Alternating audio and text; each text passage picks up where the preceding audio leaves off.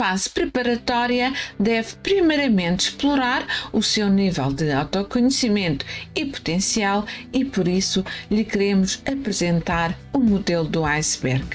E começamos com uma pergunta simples: quais são as nossas características e de que forma o nosso comportamento é influenciado pelo mundo exterior? E na prática, o que sabemos é que o nosso comportamento surge como um resultado da interação de duas principais características ou fatores. Depende das características que possuímos como pessoa e depende também das características das situações que enfrentamos como pessoa. E se quisermos entender por que fazemos o que fazemos e exercitar mais escolhas sobre o nosso próprio comportamento, então não precisamos apenas de ter uma compreensão do mundo ao nosso redor, mas também devemos desenvolver um elevado grau de autoconhecimento acerca de nós mesmos.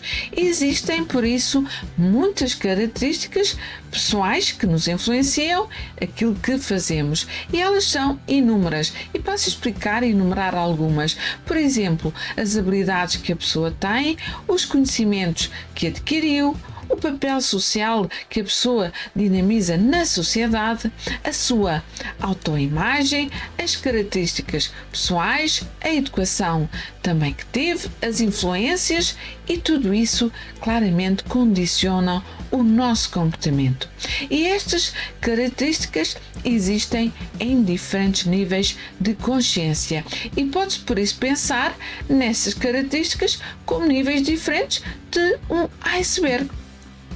As características mais conscientes são aquelas que se posicionam acima da água, ou seja, a ponta visível do iceberg, enquanto as características que temos menos consciência ou que estão inconscientes, elas estão debaixo da água e por isso estão na parte submersa do iceberg.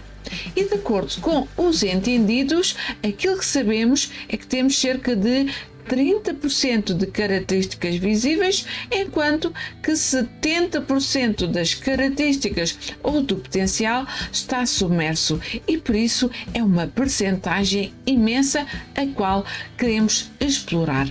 As características das quais qualquer pessoa está mais consciente são, portanto, os seus conhecimentos, as habilidades e a experiência, descritos por isso na ponta do iceberg. As habilidades representam o que a pessoa sabe fazer, os conhecimentos ao nível do saber e a nível também da experiência, aquilo que consegue fazer. Aquilo que também sabemos ao nível dos comportamentos não visíveis e estão submersos, existem 4 dimensões fundamentais as quais iremos explorar com maior nível de detalhe. Elas são as dimensões dos valores ou o seu papel social, a dimensão da autoimagem, a dimensão das crenças e a dimensão da motivação. Olhando agora para a dimensão dos valores ou o papel social, esta dimensão representa a forma como se vê na sociedade.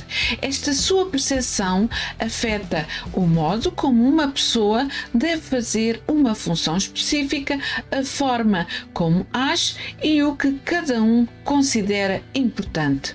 O nosso papel social é um poderoso impulsionador do comportamento. É formado e condicionado pelas nossas suposições, percepções acerca das expectativas dos outros e, em particular, pelo que assumimos e como as pessoas que consideramos como importantes esperam de nós. Naturalmente, leva a mais algumas perguntas, nomeadamente: quem é importante na nossa vida? Quais são as expectativas que presumo que as pessoas têm acerca de mim? Associamos certas coisas ou verdades a fazer ou a pensar com as funções que temos de irmão, de pai, de gestor, de amigo, de voluntário, etc.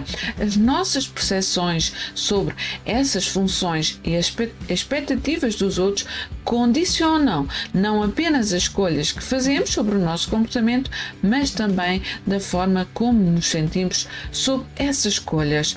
Podemos saber, por exemplo, que é importante, como pai, estar em casa a cuidar dos filhos no início da noite, mas isso pode estar e entrar em conflito com a nossa percepção acerca do que é um trabalhador de sucesso, e daí a necessidade de estar em contexto ainda laboral no final da noite numa reunião com a equipa. Fazemos coisas que por isso entram em conflito connosco próprios, com uma resposta verdadeira a essa questão.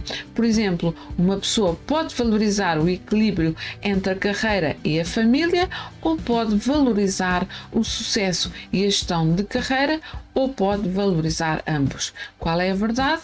É encontrar o seu caminho relativamente à melhor resposta para entender se está em conflito relativamente aos seus valores.